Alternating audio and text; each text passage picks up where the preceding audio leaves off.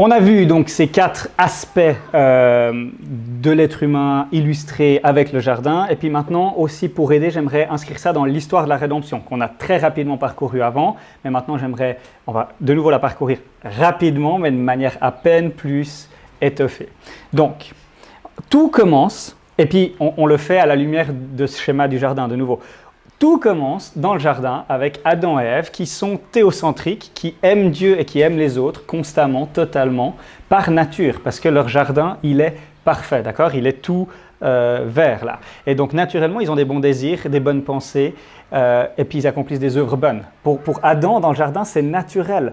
Il est là, j'ai envie de faire plaisir à Ève. Il se dit, ça glorifiera Dieu, et puis il lui écrit un petit poème, et puis il lui le donne. Enfin, c'est naturel, parce que par nature, l'être humain est bon. Et on doit méditer là-dessus, et je vous encourage à méditer là-dessus sur la bonté de la création. Parce que on doit essayer de faire marcher notre imagination théologique pour se dire « Waouh, à quel point ça devait être cool !» parce que c'est ça qu'on espère aussi pour la nouvelle terre et les nouveaux cieux. Mais voilà comment j'imagine que ça se passait. L'être humain existe pour aimer Dieu plus que tout le temps et aimer son prochain plus que lui-même à la lumière de l'amour infini de Dieu pour lui en Christ. Je crois que c'est la dynamique dans le Jardin d'Éden. On est tellement aimé de Dieu, et puis s'aimer soi-même de manière centrée sur Dieu, c'est chercher notre bonheur en Dieu. Je dirais il y a une manière biblique centrée sur Dieu de s'aimer soi-même qui consisterait à chercher l'amour de Dieu, à méditer sur son amour, à nous réjouir dans l'amour de Dieu. Et puis, on est créé pour aimer Dieu et aimer les autres. Mais on le fait à la lumière toujours de l'amour infini de Dieu pour nous. Et ça, il y a quelque chose de merveilleux. On participe d'une certaine manière, c'est un reflet un petit peu de la Trinité, où dans la Trinité, l'amour est toujours hétérocentrique, il est centré sur l'autre. Le Père aime le Fils par l'Esprit, le Fils aime le Père. Et nous avons été créés pour aimer Dieu, aimer les autres à la lumière de son amour infini pour nous. Et on peut dire qu'une manière de voir ça, c'est que Adam et Ève, tout était très bon, nous dit la Genèse. C'était très bon, et c'était une bonté esthétique, une beauté esthétique, une bonté téléologique, comme on dit, ça fonctionnait bien, ça marchait bien, et puis une bonté éthique, morale, ils étaient parfaits.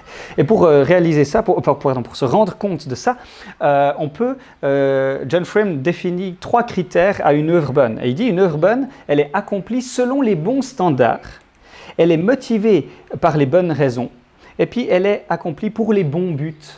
Et donc, quand on a ça en tête, on peut se dire, Adam et Ève, ils faisaient que des œuvres bonnes, toujours en accord avec les bons standards, toujours en accord, et puis toujours motivés par les bonnes raisons et toujours motivés par les bons buts. Alors, en tant que chrétien, c'est quoi ces 3 critères ? C'est le standard, c'est la Bible. Une œuvre bonne, elle est toujours en accord avec la parole de Dieu, la volonté de Dieu, et pour nous, c'est ce qui est contenu dans la Bible. Elle est toujours motivée par l'amour de Dieu, par l'Évangile, parce que Dieu a fait pour nous en Christ. On médite sur ce Dieu merveilleux qu'il est, sur qui il est, sur ce qu'il a fait pour nous, sur ce qu'il a fait en nous, et c'est ça qui nous motive à agir pour la gloire de Dieu, à vouloir le glorifier, à vouloir que son nom soit exalté et pas le nôtre. Donc, une œuvre bonne, c'est toujours une œuvre qui est en accord avec les standards de Dieu contenus dans la Bible, qui est motivée par l'amour de Dieu et qui est faite pour la gloire de Dieu. Et Adam et Ève, imaginez, ils faisaient que des œuvres bonnes, constamment et naturellement, c'était de nature. Ce n'était pas un effort comme, entre guillemets, pour nous à cause de la lutte contre le péché dans nos vies. Et ensuite, on a donc création, on a la rupture. Et la rupture, c'est ça, c'est que l'être humain, tout son être est corrompu maintenant. Il est égocentrique. Au lieu d'aimer Dieu, il s'aime lui-même. Il a des mauvais désirs, des mauvaises pensées, des mauvaises œuvres. Et donc il est passé de où il devait aimer Dieu et aimer les autres à s'aimer, à être égocentrique, à être centré sur lui, à chercher uniquement son intérêt de manière centrée sur lui. Au lieu d'aimer Dieu, l'homme est ennemi de Dieu et rebelle à Dieu. Il lui désobéit et il est en guerre avec lui. Au lieu de vivre pour Dieu, il vit pour lui-même. Et au lieu d'aimer les autres, il déteste les autres, selon Tite 3.3. Donc voilà un petit peu le statut terrible. Et bien sûr est-ce que l'être humain, pécheur, n'accomplit aucune œuvre bonne ? Bien sûr qu'il va des fois accomplir des œuvres qui sont en accord avec la Bible, mais il ne va jamais accomplir des œuvres bonnes parce qu'elles ne vont jamais être motivées par l'amour de Dieu et pour la gloire de Dieu. Donc bien sûr qu'on reconnaît que le non-chrétien, dans sa corruption, il va accomplir des œuvres qui paraissent bonnes extérieurement, mais parce qu'il manque le critère d'être des bonnes motivations et puis pour le bon but, ça ne compte pas comme des œuvres bonnes. Ok ?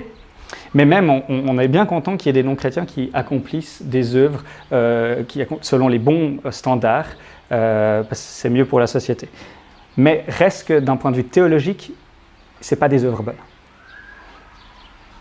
Donc, à cause de la chute, au lieu d'aimer Dieu, l'homme est ennemi de Dieu, rebelle à Dieu. Au lieu de vivre pour Dieu, il vit pour lui-même. Au lieu d'aimer les autres, il déteste les autres. Okay? Il était spirituellement mort. On peut parler de cette mort spirituelle. Et, Henri Blocher, à un bout, il fait une théologie biblique de la mort, et puis il y a tous ces éléments dans la mort. Il y a l'esclavage, il y a la condamnation, il y a la colère de Dieu, il y a la corruption. Je pense que là, on a une bonne image de la mort spirituelle. Et puis, la bonne nouvelle, c'est que Dieu va venir nous sauver. Et puis alors, toute l'œuvre de la rédemption, c'est bien sûr grand. Ça commence, comme on l'a dit, après la chute d'Adam et Ève. Et puis, après, on a avec Noé, Abraham, Moïse, David, toute l'histoire de l'Ancien Testament. Mais tout ça conduit à Jésus-Christ qui va vivre la vie parfaite qu'on aurait dû vivre, subir la mort qu'on aurait dû subir, et qui va ressusciter.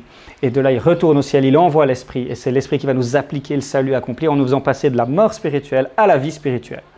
Et là, je ne sais pas si c'est clair dans le schéma, si vous voyez bien, mais on est passé vraiment de... Là, c'est que brun, c'est que brun, mais si on voit de près, il y a des petites pointes de vert parce qu'on n'enlève pas l'image de Dieu. Hein, c'est impossible, tu es toujours en l'image de Dieu, tu es toujours en relation avec Dieu. Et puis là, on a encore des taches brunes, mais on a aussi des taches vertes qui symbolisent ce théocentrisme. Et c'est ce qui crée finalement ce double aspect, cette tension que nous vivons en tant que chrétiens, qu'on a déjà présenté avant et que le schéma montre bien. Maintenant, c'était 6 minutes sur cette idée très vite résumée et puis uniquement avec le schéma du jardin pour qu'on ait ça en tête. On doit avoir ça en tête et puis je l'ai pas... Évidemment, on doit aussi avoir ça en tête, c'est que quand Jésus reviendra, qu'il établira la nouvelle terre et les nouveaux cieux, on sera à nouveau comme Adam et Ève. On aimera Dieu plus que tout le temps, naturellement. Ce sera une joie constante, ce sera merveilleux. Et on doit se réjouir de ça. Et aujourd'hui, on doit être triste que notre être n'est pas constamment et uniquement tourné vers Dieu, mais qu'il est bien plus souvent tourné vers nous-mêmes.